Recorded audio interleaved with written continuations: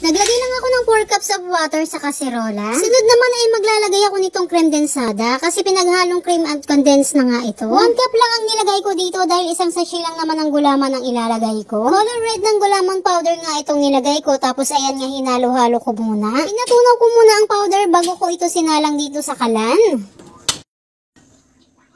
Bumili lang ako ng isang latang maliit na fruit cocktail, tapos ayan nga, inilalagay ko sila dito. So ayun na nga, pagkatapos ko rin naman ilagay yun, maya-maya lang ay kumulo na rin ito. Dahan-dahan ko nga itong inilipat dito sa lianera para hindi magkagulo yung mga nilagay natin sa ilalim. At para ba hindi masira ang pagkakaayos nito. At yun na nga, after nun, pina-cool down ko na muna ito bago ko ilagay sa ref. Makalipas lang rin naman ang ilang minuto ay lumamig at tumigas na nga rin ito. Kumuha na nga rin ako ng plato, ayan nga, nilipat ko na rin dyan. Tapos syempre, naghiwa na rin ako dito at tinikman ko na rin.